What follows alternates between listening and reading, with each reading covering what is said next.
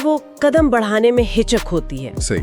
तो आज हम इन्हीं एहसासों की तह में जाएंगे, मतलब जैसा कि इन दस्तावेजों में सामने आया है। बिल्कुल, ये सारे लेख और नोट्स आप कह सकती हैं एक तरह से अंदर की यात्रा का निमंत्रण देते हैं। अच्छा। हाँ, ये दिखाते हैं कि जीवन का ठहराव, बाहर का शोर या फिर सफलता के बाद भी वो जो एक अधूरापन सा लगता है, हाँ, या गुजरा हुआ वक्त, ये सब हमें कैसे जकड़ सकता है। लेकिन दिलचस्प बात यह है कि इन्हीं में बदलाव के इशारे भी छिपे हैं, अगर हम नजरिए को थोड़ा बदलें। चलिए तो फिर इसी सामग्री को जरा खंगालते।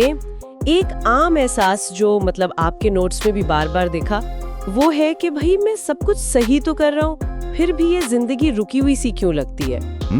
ये तो बहुत कॉमन है। तो इन लेखों में इस ठहराव को किस तरह देखा गया है, क्या कहते हैं वो इसके बारे में? उनमें एक बड़ा ही आप कह सकते हैं अनोखा दृष्टिकोण मिलता है। ओके। वहाँ कहा गया है कि ये ठहराव शायद कोई सजा नहीं है, बल्कि एक तरह की सुरक्षा है। सुरक्षा कैसे? जिंदगी ने शायद हमें एक मौका दिया है खुद से मिलने का, उस हिस्से से जुड़ने का जिसके लिए भागदौड़ में कभी वक्त ही नहीं मिला। अच्छा। एक जगह तो साफ लिखा है, अब रनिंग बंद करो, अब टर्निंग का वक्त है अंदर की तरफ। वाह। तो ये एक ब्रेक है, पर रुकने के लिए नहीं, मुड़ने के लिए, अंदर मुड़ने के लिए। वाह, यानी ठहराव एक मौका है। ये तो सोचने का बिल्कुल नया नजरिया है जो इन पेपर्स में मिला। हाँ। और इसी से जुड़ा एक और मुद्दा है जिस पर आपके भेजे गए लेखों में काफी जोर है, जब लगता है कि दूसरों की सोच हमारे सपनों पर हावी हो रही है। बिल्कुल।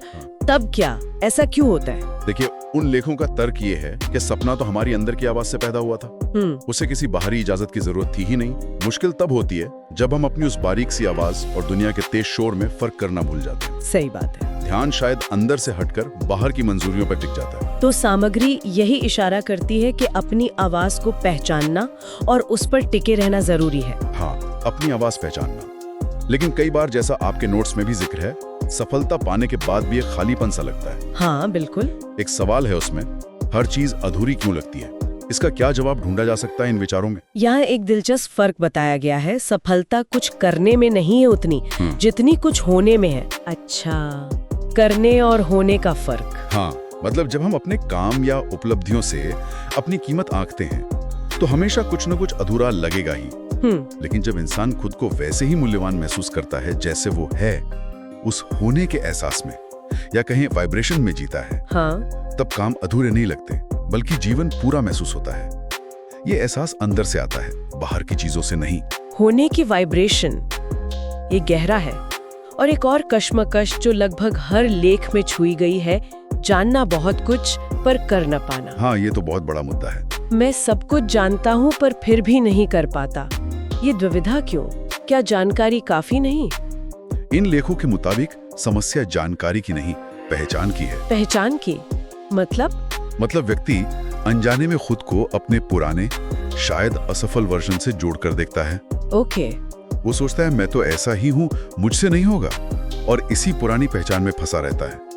इसलिए नई जानकारी होने पर भी कदम नहीं उठा पाता। नहीं, आज का वर्जन हूँ।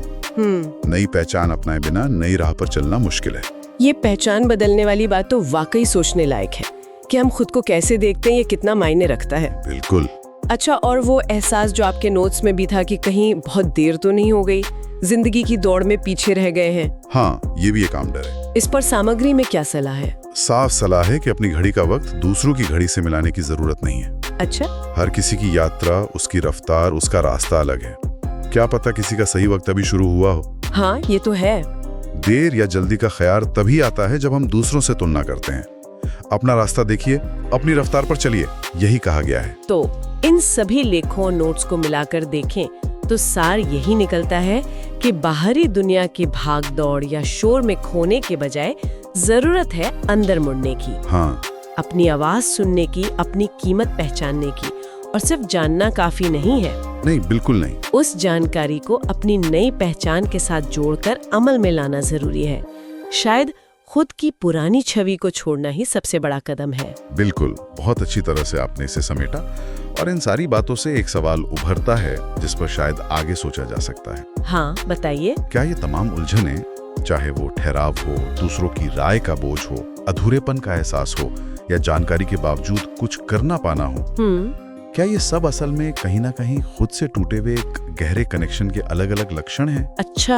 अगर वो अंदरूनी जुड़ाव मजबूत हो जाए तो क्या बाकी सब अपने आप ठीक होने लगेगा? ये एक सोचने वाली बात है।